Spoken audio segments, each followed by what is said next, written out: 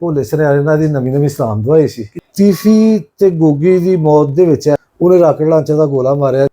शादा लम्हा नाल कुछ और साथी गए ने इन्हें गड्डी दे च ओनू ब्रेस्ट मारिया। अस्सलाम वालेकुम जी, आप देख रहे हैं भाई साहब सियालकोट और मैं हूं नदीम गौरी। लाहौर के जो बदमाश हैं उनके कितने रूप हैं, किस तरह लोगों के साथ धोखाधड़ी की जाती है, किस तरह उनको मरवाया जाता है, कैसे दोस्तों के साथ गद्दारी करते हैं, इनकी असल हकीकत क्या है, जानने के लिए मेरे साथ इस वक्त शेख एजाज मौजूद हैं। हम उनके साथ बाकायदा गुफ्तगू का आगाज करते हैं। अस्सलाम वालेकुम। वालेकुम सलाम। एजाज भाई क्या हाल चाल है? जी अल्लाह का शुक्र है। अमीर बलाज को सगे दोस्त ने उसको मरवा दिया। आप क्या उनको जानते हैं, अमीर बलाज को और उसके बड़ों को?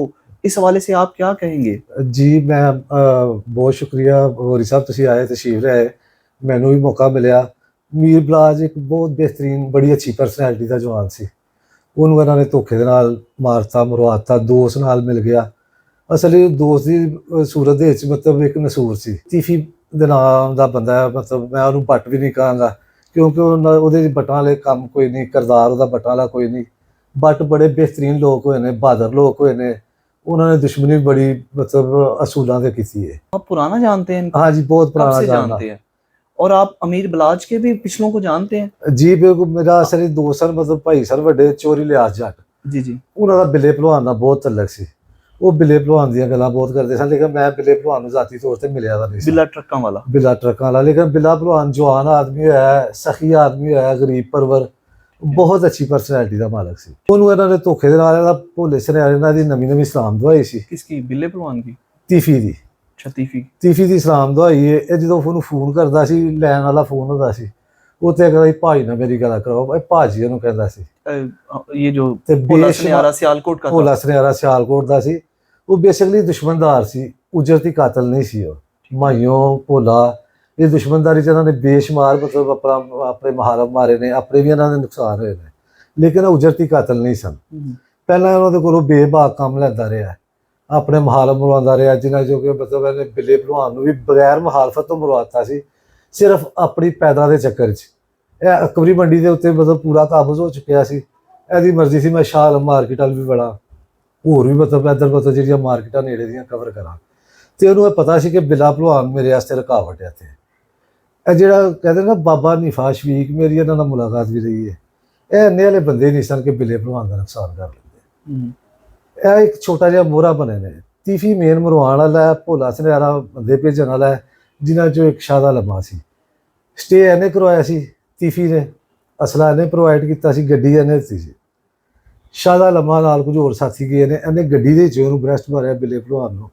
ਉਹ ਅੱਲਾ ਬਖਸ਼ ਨਮਾਜ਼ ਪੜ੍ਹ ਕੇ ਆ ਕੇ ਆਪਣੇ ਥੜੇ 'ਤੇ ਬੈਠਾ, ਇਹਨੇ ਉਹਨੂੰ ਮਾਰਤਾ ਇਸ ਤਰ੍ਹਾਂ। ਫਿਰ ਜਦੋਂ ਉਹਨਾਂ ਨੇ ਬਿੱਲੇ ਭਲਵਾਨ ਨੂੰ ਮਰਵਾਤਾ, ਉਹਦਾ ਬੇਟਾ ਸੀ ਟੀਪੂ ਭਲਵਾਨ, ਆਫਰੀ ਨੇ ਵੈਸੇ ਉਸ ਜਵਾਨ 'ਤੇ। ਉਹਨੇ ਜਦੋਂ ਵੇਖਿਆ ਕਿ ਮਤਲਬ ਮਾਰਨ ਮਰਵਾਉਣ ਵਾਲੇ ਮੇਨ ਭੋਲੀ ਹੋਰੀ ਨੇ, ਤੀਫੀ ਤੇ ਉਦੋਂ ਤੱਕ ਨੰਗਾ ਹੀ ਨਹੀਂ ਸੀ ਨਾ ਹੋਇਆ, ਤੀਫੀ ਗੋਗੀ ਪਰਦੇਸ ਸਨ, ਉਹਨੇ ਇਹਨਾਂ ਨੂੰ ਪਿਸ਼ੌਰ ਵੀ ਸਾਰ ਹੀ ਲੈਣ ਦਿੱਤਾ। ਅੱਛਾ।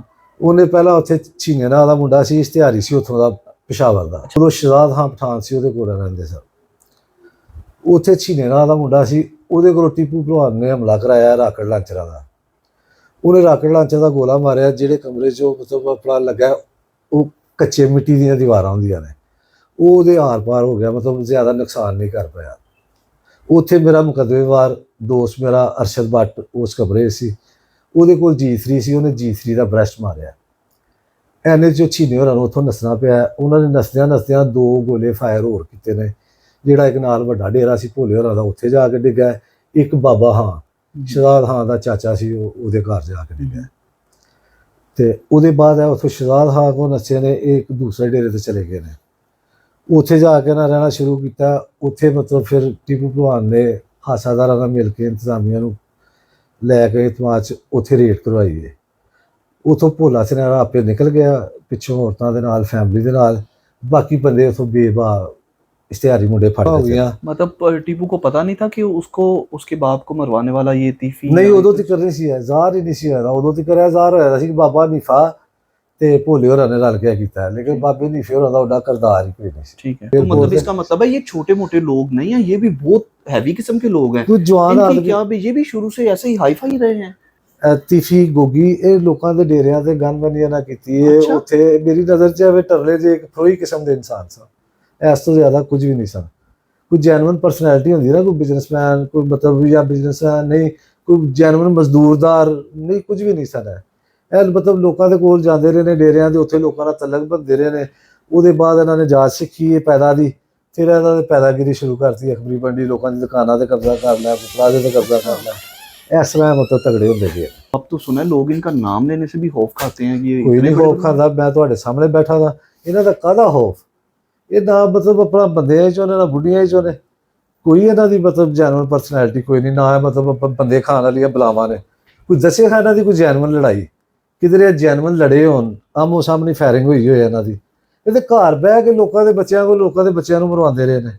ਇਹ ਇਹਨਾਂ ਦਾ ਕਰਦਾਰ है, और इस तो ज्यादा कुछ भी मतलब ट्रकों वाले हैं जो, इनका कोई गैर कानूनी कारोबार तो कोई नहीं है। नहीं, बिल्कुल ये ट्रांसपोर्ट का ही काम ट्रांसपोर्टर ने, पुराने पाकिस्तान ट्रांसपोर्ट। हिंदुस्तान बनने तो पहले के ट्रांसपोर्टर ने, मतलब गैर कानूनी कोई गैर नहीं है। कानूनी जैसे कोई काम मंसूब नहीं। किया जाता है बदमाशों के साथ कि ये मंशियात फरोश हैं, ये धंधा ਇਹ कराते हैं। बदमाश फैमिली नहीं, हाँ। ਗੋਰੀ ਸਾਹਿਬ, ਇਹ ਬਦਮਾਸ਼ ਫੈਮਿਲੀ ਨਹੀਂ, ਇਹ ਕਾਰੋਬਾਰੀ ਫੈਮਿਲੀ ਹੈ। ਇਹਨਾਂ ਦੇ ਲੋਕ ਬਦਮਾਸ਼ੀ ਕਮਾਉਂਦੇ ਨਹੀਂ ਜਿੰਨੀ ਉਹ ਸਗਾਵਤ ਕਰਦੇ ਨੇ।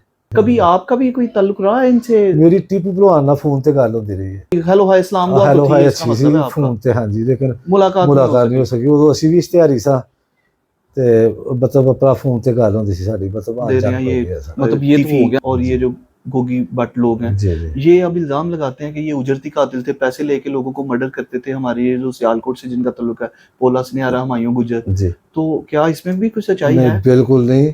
ਭੋਲਾ ਸੁਨਿਆਰਾ, ਹੁਮਾਯੂੰ ਗੁਜਰ ਦੁਸ਼ਮਣਦਾਰ ਤੇ ਹੈ ਨੇ। ਇਹਨਾਂ ਨੇ ਲੋਕਾਂ ਦੀਆਂ ਦੁਸ਼ਮਣੀਆਂ, ਲੋਕਾਂ ਨਾਲ ਰਲ ਕੇ ਲੜੇ ਨੇ, ਉਹਨਾਂ ਦੀਆਂ ਮੁਖਾਲਫਤਾਂ ਨਾਲ ਮੁਕਾਤੀਆਂ ਨੇ, ਇਹਨੇ ਜੀ ਇਹਨਾਂ ਨੇ ਮਾਰਤੇ ਨੇ ਉਹਨਾਂ ਦੇ ਮੁਖਾਲਫਾਂ ਦੇ, ਲੇਕਿन उजरती कातिल नहीं सन। ठीक है, अभी अमीर बलाज का भी कोई होगा, उसकी सीट पर भी तो कोई बैठेगा ना, उसका भाई बैठेगा। ਮੀਰ ਬਰਾਜ ਦੀ ਕੋਈ ਬਦਮਾਸ਼ੀ ਦੀ ਸੀਟ ਤੇ ਹੈ ਨਹੀਂ ਕਿ ਇਹਨਾਂ ਨੇ ਸੀਟਾਂ, ਬਿਜ਼ਨਸ ਹੈ ਉਹਦੇ ਵਾਲਦ ਦਾ, ਉੱਤੇ ਉਹ ਨਹੀਂ ਤੇ ਦੂਸਰੇ ਭਾਈ ਨੇ ਤੇ ਬਹਿਣਾ। ठीक है, ऐसा उसका है। शायद सुना है भाई वकील है, ਵਕੀਲ ਹੈ, ਪੜ੍ਹੇ ਲਿਖੇ ਨੇ ਉਹ ਵੀ। तो आपको लगता है वो आएगा और बदला लेगा अपने भाई का, बाप का, दादा का?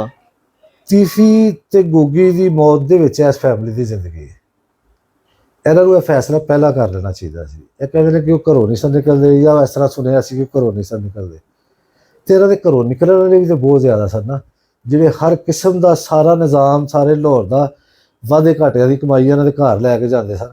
ਇਸ ਤਰ੍ਹਾਂ ਦੇ ਕੋਈ 2-4-5 ਜੀ ਆ ਮਰਵਾ ਦਿੰਦੇ, ਕੋਈ ਇਹਦਾ ਭਣੂਜਾ ਮਰਵਾ ਦਿੰਦੇ, ਜਿਹਦੇ ਭਣੂਜੇ ਦੇ ਮਤਲਬ ਜਿਹੜੇ ਇਹਦੇ ਭਾਂਜੇ ਇਹਨਾਂ ਨੇ ਰਲ ਕੇ ਨਾਲ ਮੀਰ ਬਰਾਜ ਨੂੰ ਮਾਰਿਆ। ਇਹਦੇ ਸਾਰੇ ਦੇ ਬੇਟੇ ਨੇ ਨਾਲ ਰਲ ਕੇ ਉੱਥੇ ਮੌਕੇ ਤੇ ਮੌਜੂਦ ਸਨ ਜਿਨ੍ਹਾਂ ਨੇ ਮਾਰਿਆ। ਇਹਨਾਂ ਦੇ ਘਰੋਂ ਕੋਈ 2-2 ਜਨਾਜ਼ੇ ਉੱਠਦੇ, ਇਹਨਾਂ ਨੂੰ ਪਤਾ ਲੱਗਦਾ, ਇਹਨਾਂ ਨੇ ਡਰ ਕੇ ਉਹਦੇ ਪੈਰੀ ਪੈ ਕੇ ਸੁਲ੍ਹਾ ਕਰ ਲੈਣੀ ਸੀ, ਫਿਰ ਉਹ ਸੁਲ੍ਹਾ ਮਜ਼ਬੂਤ ਹੋਣੀ ਸੀ। ਹੁਣ ਵੀ ਇਹਨਾਂ ਕੋਲ ਟਾਈਮ ਹੈ, ਇਹਨਾਂ ਨੂੰ ਚਾਹੀਦਾ ਕਿ ਮਗਰ ਚੜ੍ਹ ਕੇ ਇਹਨਾਂ ਨਸ਼ੇ ਦਾ ਨੁਕਸਾਨ ਕਰਵਾ ਦੇਣ।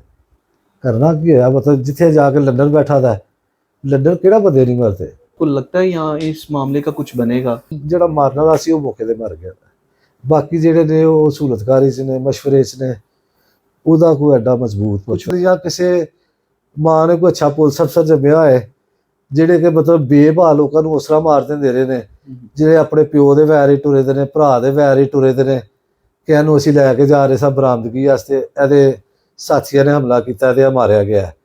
ਇੰਝ ਇਹਨੂੰ ਵੀ ਕਿਤੇ ਫੜਿਆ ਜਾਂਦਾ, ਇਹਨੂੰ ਵੀ ਕਿਤੇ ਲੈ ਕੇ ਜਾਣ ਬਰਾਮਦਗੀ ਵਾਸਤੇ, ਇਹਦੇ ਸਾਥੀ ਵੀ ਤੇ ਆ ਸਕਦੇ ਨੇ ਇਹਨੂੰ ਛਡਾਉਣ ਵਾਸਤੇ, ਤੇ ਸਿੰਪਲ ਜਿਸ ਤਰ੍ਹਾਂ ਬਾਕੀ ਸਾਰੇ ਕੰਮ ਹੋ ਜਾਂਦੇ ਨੇ ਇਹ ਵੀ ਹੋ ਜਾਏ।